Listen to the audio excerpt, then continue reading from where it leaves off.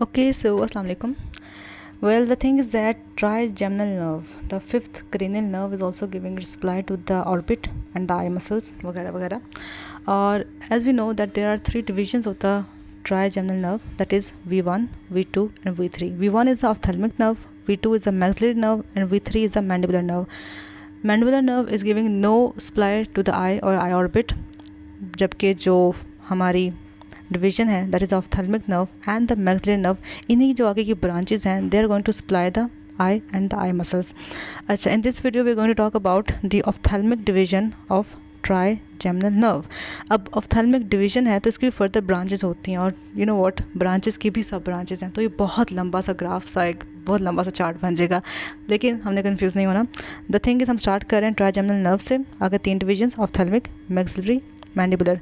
Maxillary के आगे ऑफ्थेल्मिक के आगे तीन ब्रांचेज हैं, फ्रंटल, नेज़ोसिलरी एंड लैक्रिमल. अब फ्रंटल के आगे फर्दर ब्रांचेस होंगी, नेज़ोसिलरी के आगे फर्दर ब्रांचेस होंगे और लैक्रिमल के आगे फर्दर ब्रांचेस होंगे. लेकिन हमने जो इनको रिलेट करके पढ़ना है, हम ना इसको बेसिकली ब्लड सप्लाई के साथ रिलेट कर लेंगे, क्योंकि यही नर्व्स डिफरेंट इन्हीं की नेम वाली आर्टरीज को अकॉम्पनी कर रही होती है. तो जो आर्टरीज का कोर्स होगा वही नर्व्स का भी कोर्स होगा. फॉर एग्जाम्पल, जो हमारा लैक्रिमल नर्व है वो लैक्रिमल आर्टरी को अकॉम्पनी करेगी, और लैक्रिमल आर्टरी कहाँ मूव करती, lateral aspect of I orbit पे, और वहाँ से फिर वो जा रही towards the zygomatic bone.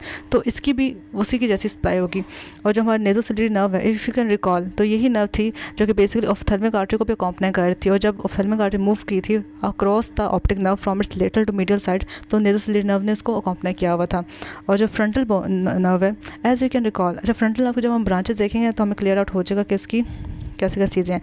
Frontal nerve की दो ब्रांचेज हैं, supraorbital, supratrochlear. If you can recall, supraorbital and supratrochlear arteries were the two branches of the main trunk of ophthalmic artery, जो supply करती है skin of the forehead. In the same way the two branches of the frontal का जो reason होता है वो basically forehead पे ही होता है ना. तो आप ऐसे याद कर सकते हो that the branches of the frontal nerve are the supraorbital and supratrochlear nerves.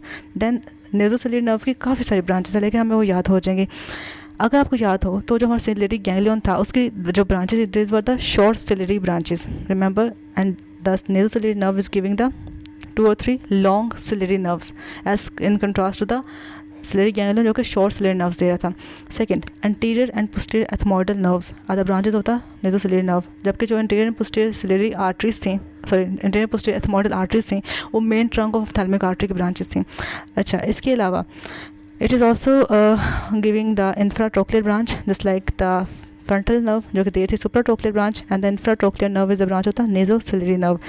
So in this way हम इसकी जो branches उनको relate करके पढ़ेंगे तो हमें याद हो जाएंगी. Then the last but not the least, lacrimal nerve is giving the branches to the eyelid and the lacrimal gland. इसकी कोई ऐसा named branches नहीं है. So let's begin with the lacrimal nerve, क्योंकि वो छोटी सी है तो जल्दी से उसको पहले कर लेते हैं.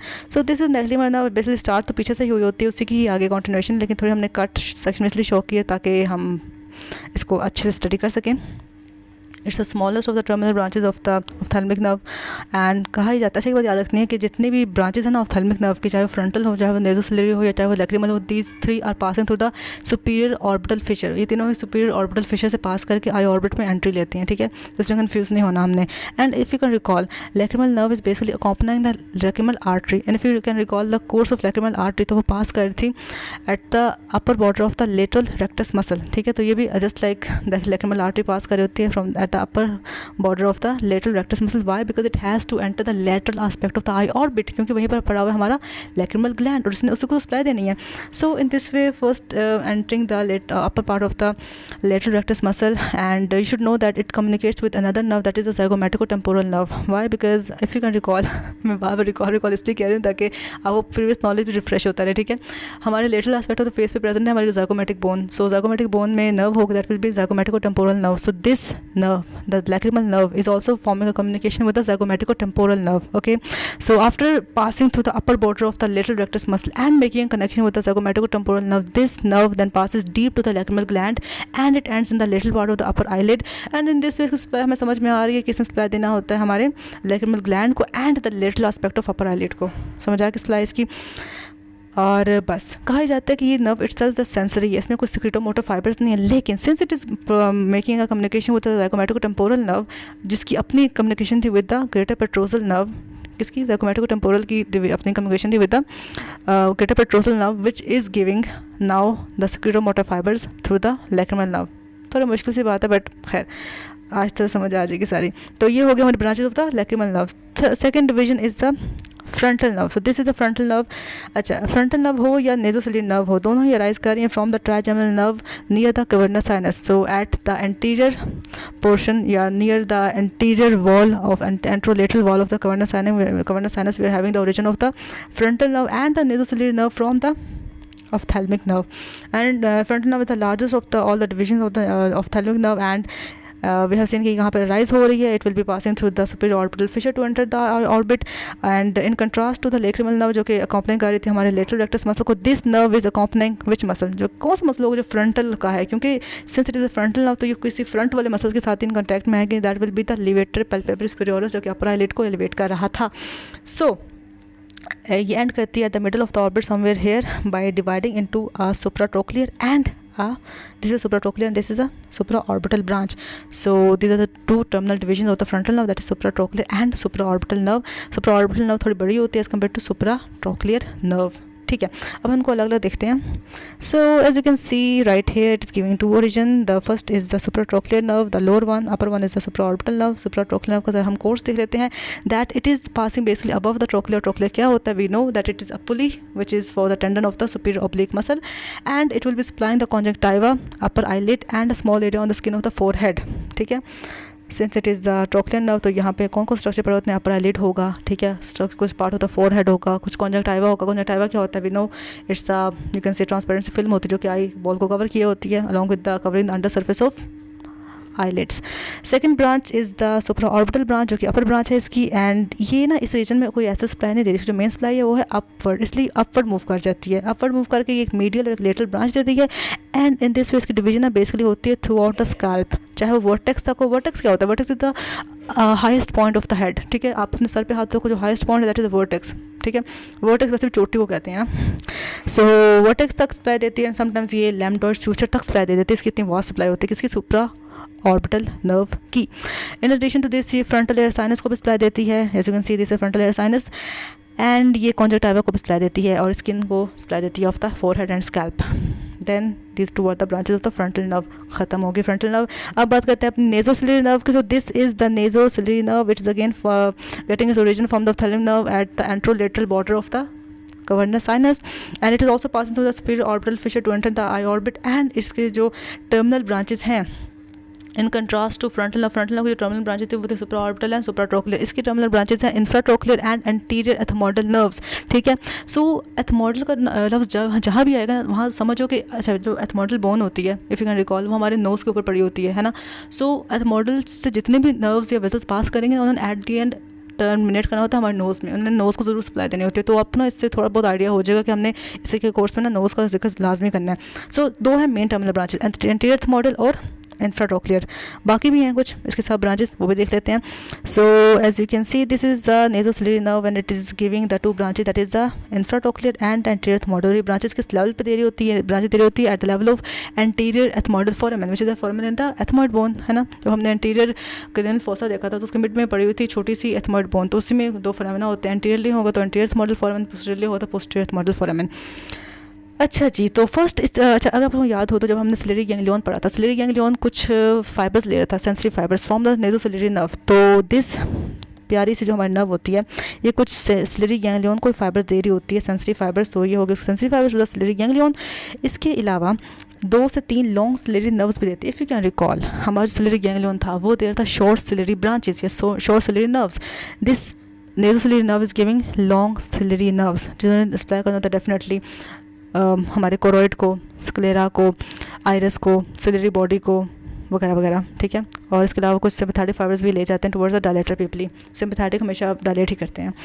इसके अलावा ये देती है एक just like anterior ethmoidal nerve जो कि इसकी टर्मिनल ब्रांच है. It is also giving the posterior ethmoidal nerve जो कि as you can well assume कि ये पास करेगी through the posterior ethmoidal foramen और सप्लाई करेगी एथमोइडल और स्फिनोइडल एयर साइनसेस को. देन हम बात करते हैं इसकी जो मेजर बड़ी ब्रांच है, that is the infratrochlear and anterior ethmoidal nerve. So infratrochlear nerve as you can see it's a smaller terminal branch of the nasolayer nerve. It's given off at the anterior ethmoidal foramen of the ethmoid bone, and it emerges just below the trochlea. Okay, just like the infratrochlear nerve, here we just below the infratrochlear. So since it is infratrochlear, so it will be emerging below the trochlea, which is for the tendon of the superior oblique muscle and इसका जो काम होता है main वो होता है to supply the conjunctiva, the lacrimal sac and the medial end of the eyelid. The lateral end थे वो तो लैक्रिमल नर्व सप्लाई करते हैं, तो जो मीडियल थे एंड से वो इंफ्राट्रोकुलर नर्व सप्लाई करना है, क्योंकि ट्रोकुलस नीचे जो बेसिकली पोर्शन होता है ना आई का वो यही होता है. आईलिड हो गया, मीडियल एंड ऑफ आईलिड हो गया, कॉन्जक्टाइवा, लैक्रिमल सैक मीडियल एंड पे पड़ा होता है. ठीक है, जो लैक्रिमल ग्लैंड होता है ना वो lateral end of eyelid I orbit पे होता है, लेकिन जो लैक्रिमल सैक है वो मीडियल एंड पे होता है. ये बात याद रखनी है, इसमें कन्फ्यूज़ नहीं होना. And then it also supplies upper half of the external nose. External nose के upper half को भी supply करता है. Okay, why? Because it is passing through the anterior ethmoidal foramen. So मैंने पहले बताया था कि जो चीज़ें ethmoidal region से पास करेंगे वो nose को supply देंगे. So this infratrochlear nerve is also supplying the upper half of the external nose. Then we have the anterior. अच्छा ये ये एंटीरियर ethmoidal foramen से पास नहीं कर रही, बेसिकली एंटीरियर ethmoidal foramen के लेवल पर इमर्ज हो रही हैं from the nasal ciliary nerve. Second vision is the anterior ethmoidal nerve. As you can see here, it's larger terminal branch of the nasal ciliary nerve and leaves the orbit by passing through the anterior ethmoidal foramen. And then we will see that अच्छा इसका ना course थोड़ा सा ना वो इंट्रिकेट्स है.